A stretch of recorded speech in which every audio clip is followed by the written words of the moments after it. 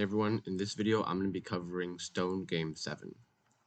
So in this problem, Alice and Bob, the usual suspects, are playing another Stone game, and essentially there are n stones arranged in a row, and every time they can remove either the rightmost or leftmost stone and get the sum of the other stones that are left that they didn't remove. And the sum of those stones that they didn't remove will be added to their score, and the winner will be the one with the highest score. And so because Alice gets to go first, she'll obviously get more points than Bob because she'll be able to just grab more. Her sum will always just be larger. So Bob's goal is to minimize the score difference, and Alice's goal is to maximize the score difference. And to get some more intuition behind how this game works, we can look at their test case. So in their test case, the stones are arranged like this. So on the first turn, Alice can either remove 5 and get the sum of this, or remove 2 and get the sum of these. So in their answer, Alice is supposed to remove 2, and she'll get the sum of the first 4 stones as her points. And their second turn highlights an important observation that we need to make. It's that you can't really use a straight-up greedy approach, because if we wanted to be greedy and say, just remove the rock that lets you get a higher score, then when Bob is faced with these stones left in the row, he should remove the 4, because then he'll get 5 plus 3 plus 1 added to his score. But that actually isn't the case, because then Alice can remove 1, and Alice can actually obtain a larger score difference. So for Bob, it's actually best for him if he removes the 5 and only gets 3 plus 1 plus 4, because then Alice will be forced to remove 3 or 4, and it'll be better for Bob in the long run. So we can't just use a greedy approach and just select the rock, remove the stone that lets you get the higher score every step of the way, because it could be better for you in the long run to remove another one. And this is highlighted by the fact that Bob removes 5 here instead of 4. And you can go through the rest of these, but it's just telling you what stone they each remove and how many points they get. And then the final answer will be their difference in scores added up. So the first thing we need to figure out is a quick way to find this sum. So we don't want to have to be looping through the array to figure out that Alice gets 13 points. And so this is actually the easy part of the problem, since you can simply use a prefix sum to figure it out. So if we sum all of these up in a prefix sum array, and so our prefix sum for this test case will look something like this. Let me just copy this over here. It'll look something like this. So 0, 5, 8, 9, 13, 15. And when we want to find the sum of an interval, let's just say the interval starts from index 1 to index 4. We actually want to represent these intervals by start point inclusive and end point exclusive. So instead of, if we want to represent, sorry, not 4, this is index 3, right? So if we want to represent an interval from index 1 to index 3, we would have an interval that looks like this, 1, 4. So 4 will be the endpoint and 1 will be the starting point. And this is convenient because this will let us just directly use our prefix sum to calculate this, the sum of these stones within this index of 1, 4. Because what we can do is we can just look at the number at index 1, so it's 5, which is the sum of all of these rocks. There's nothing before the 5, but if you just use your imagination, there's some numbers here. And the sum of everything, this will be, this number here will just have the sum of everything in between here. So if we look at index 4, so 0, 1, 2, 3, 4, this will be the sum of this number here added to the prefix sum.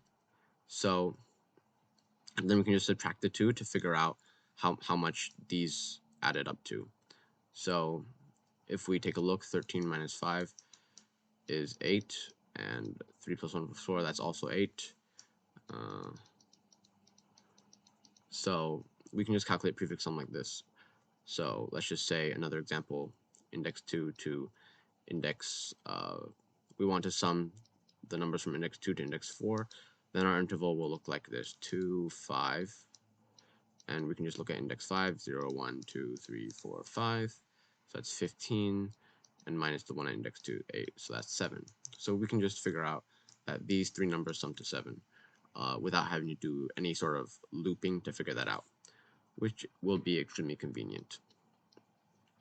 So the next observation to realize is that both players want to maximize the score difference, because on Alice's turn, obviously, she wants to make the choice that gives her the maximum difference.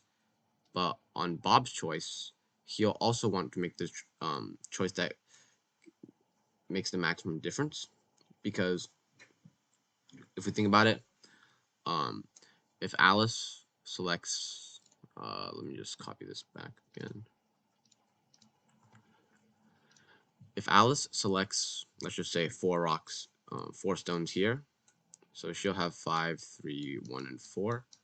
Bob will want to get the largest difference to be able to catch up to Alice the most. So if Alice gets a sum of like, what, I don't really know, but yeah, let's just say Alice gets a sum here of 13. So then Bob will want to get the largest difference possible to catch up to Alice, to minimize the score difference. So what do I mean by that? So let's just say if Bob's difference from Alice here is like, let's just say 8, then Bob will be able to catch up to Alice by 8 points. So then the final difference will be 5, right? So Bob wants to maximize the score difference on his turn, and Alice wants to maximize the score difference on her turn, and that is how you play the game optimally. So yeah, because for Bob, by maximizing the score difference, he'll catch up to Alice, and the final score difference between Alice and Bob will be minimized, because then Alice will win by the smallest margin that she can. So after figuring that out, we can essentially use a strategy to, it's essentially a smarter version of brute force. You can think of it like using a little bit of memorization to help us out, because now that we know that both players want to maximize the score difference, what we can do is we can have a method called max difference that'll calculate the maximum difference given a starting interval. So yeah, so I'll explain what I mean by that. So essentially what we first need to think about is, oops, let me just reset this. So what we need to think about is that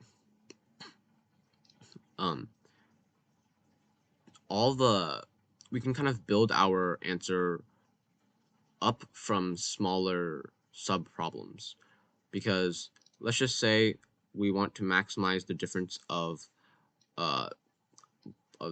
when there's only 1 stone left. Obviously the answer will be 0, because the person whose turn it is to move will just remove that stone and nothing will be added. So it's kind of like their thing here where Alice removes the last stone and gets 0 points, and the game ends when there's no stones. So yeah, so for all these intervals of 1, we know the max difference there will be 0. And so then we can calculate all the max differences with where the interval is of size 2. So that'd be this interval, this interval, this interval, and this interval. And so what this will be is the answer for this, the answer to this will just be, we can just try removing the left stone. Oops, sorry about that.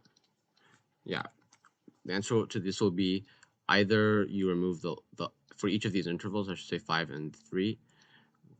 What we can do is we can kind of do this recursively, so you can either remove the left stone, and that way you get a sum of, you add 3 to your score, and then you want to calculate the maximum difference of just 3, so that's obviously 0. So when there's 2 stones left,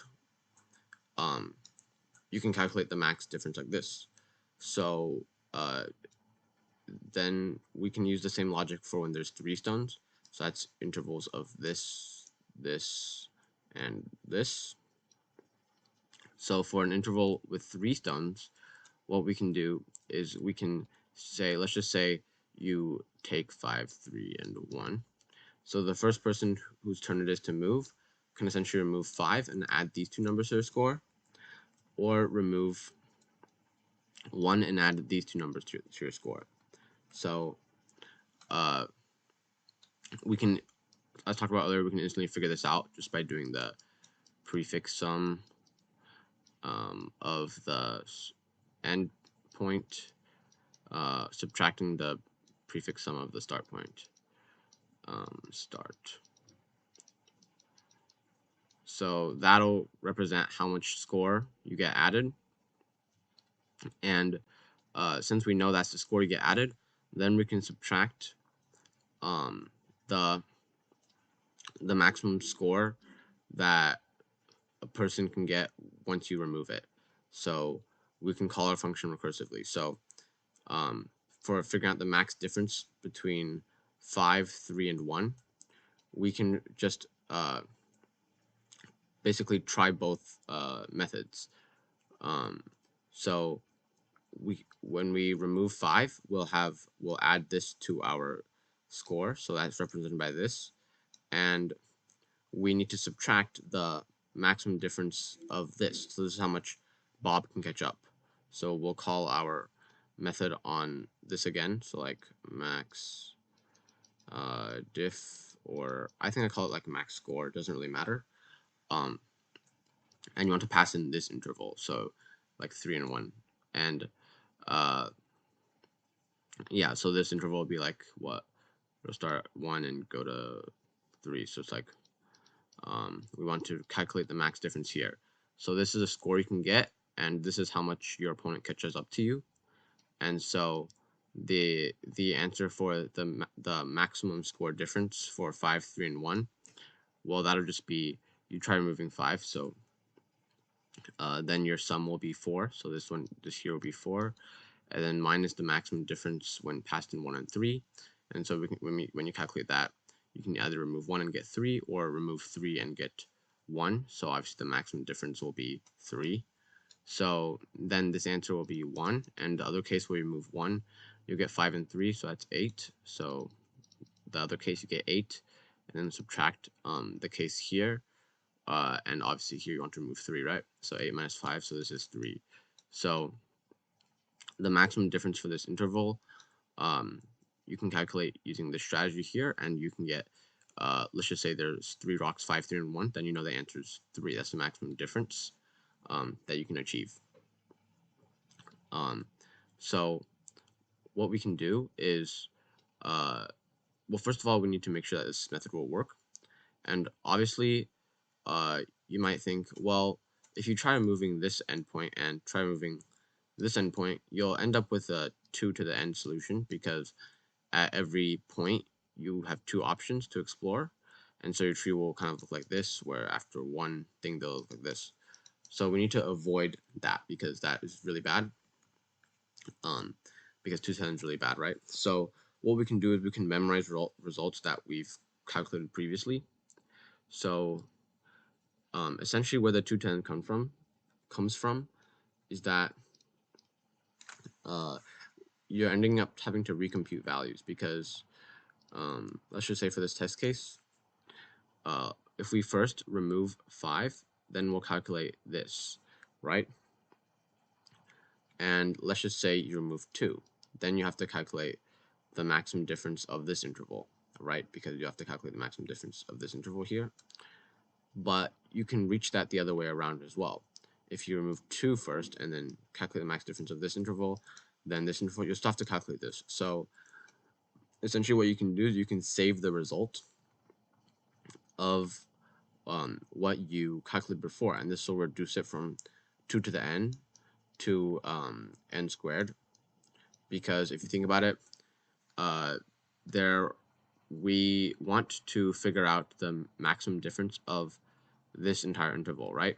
So then you'll need to calculate the maximum difference of this subinterval and this subinterval, because you'll either remove the left or the right, and that's get the score, which is here, and then you subtract how much they can catch up to you, which is the maximum difference of the remaining interval. So yeah, so then you have to calculate the maximum difference in the interval represented by these 4 numbers, and the maximum difference in the interval of these 4 numbers, and then for the 3, same logic, right? And so and same for the 2. So then what you get is actually, you get at the very bottom, you have n intervals of length 1 plus n minus 1 intervals of length 2 plus n minus 2 intervals of length 3, and so on, all the way until 1. So because you can save what you calculate, so instead of calculating this interval for the case where you delete this, then this, and the case where you delete this and this, you can essentially just remember it. And so obviously summing numbers from 1 to n, so then we'll end up having to calculate n squared intervals. So now that we know how the solution works, let's look at how it's implemented. So obviously we need something to remember the answer of an interval. So we can use a 2-dimensional array for that, because it's perfect for our needs. So if we have a 2-dimensional array with 2 numbers here, let's just say we can feed in a start and an end point. So we feed in these 2 numbers, and if we've already calculated it, that should spit out the maximum difference. So we can use a 2-dimensional array for that. And obviously we have a prefix sum array. So we'll initialize both of these, and we want this, the second number, because the second number will represent the endpoint, and we want to be able to plug in endpoints up to the entire length, because remember our endpoint isn't inclusive. So if we want to represent the interval from index 0 to index 4, our interval will actually look like this, 0, 5, because that makes the prefix sum calculations easier. So we want to be able to plug in endpoints of stone salt length plus 1. So then we make a new prefix sum like this, and then this will just calculate the array that we talked about at the very start. That lets you figure out what sum to add. And then you have a helper function here that calculates the maximum difference. I just call it max score here. It doesn't really matter. The maximum difference of an interval. So obviously our starting interval is from 0 to the end. So because stone's out length is 5 here, we'll have our starting interval. That's our starting interval. And in our method here, we have 2 base cases. So when the interval is of length 1, we return 0, like we talked about, and because that's obvious. And if we've already calculated the maximum difference for this interval, so if it's greater than 0, then we just return that instead of having to recalculate it. And otherwise, what we can do is we can try removing both the left and right endpoints. So if we remove the left rock, the left stone, this will be the score that you add, because prefix sum end, that's just all of these numbers added together, minus prefix sum start plus 1, that's incrementing from 0 to 1. So that will be equivalent to the sum of these 4 numbers. So that's the score you add, and you subtract. We call this method, you subtract the maximum difference the next player can get with the interval that we're now working on. So if we started from an interval with all the numbers, once you remove this number, you'll have only the interval with these 4 numbers. So we call this function with that interval in it, and this we want to subtract it because the difference here will be how much the person can catch up to you. So if Alice can get a score of these rocks here in this interval, then Bob will be able to catch up by a small amount, because then we can pretend like it's the game, but he's going first. So he wants to maximize the difference to catch up to Alice the most. So we subtract that, and we do the same thing with the right endpoint by decrementing the endpoint and keeping the same start point, and call this function to figure out how much Bob can catch up in the new interval. The answer will just be the maximum, and we want to save what we calculate, right? So we plug in these endpoints into our array and we set it equal to the answer. So that way, when we go down this like recursive path here, we'll have to end up calculating a bunch of these intervals, right? But when we remove this one and want to look at the maximum difference of this interval, we already calculated that, so we can just instantly return that. So at the end, we can just return our answer here, and that's what we return in the function. And so this will represent the maximum score difference that Alice can get from Bob if they both play optimally. And so if we submit this, we can see that it gets accepted. And the runtime of this is obviously O of n squared, because as we mentioned earlier, we're looking at intervals that look like this. So we'll need to calculate n squared intervals. And something interesting about this problem is that I actually submitted this twice. My first submission, if we can just take a look here. Let me pull this up. Maybe I can go through solution. No. All right. Yeah, hold on just 1 second. Yeah, so I actually submitted this twice earlier. So if you look at it, so my first submission, I didn't use a 2D array where you can plug in two numbers. I used a map where it essentially hashes two numbers and returns another number, and its runtime was 602 milliseconds, which was really slow. Because if you look at it, it's way out here, and the runtimes are usually around here. And I actually learned about this in a class, so it's probably because when you use objects, like, they aren't as efficient to access in memory. So this solution here with the 2D array is actually 6 times faster, even though they both have the same, like, O of n squared runtime. One of them is 6 times faster than the other, and as you can see, this one's more, it's quite a lot faster. And yeah, so I just thought that was interesting because it shows how like different things are quicker to access in the memory, because the 2D array, the lookup is a lot faster, because you can just plug in two numbers into this array and it'll spit out the answer. But with the map, when you hash the two numbers, since you're using objects and pointers, it'll take a lot longer. And yeah, so let me think if there's anything else to say. That's about it.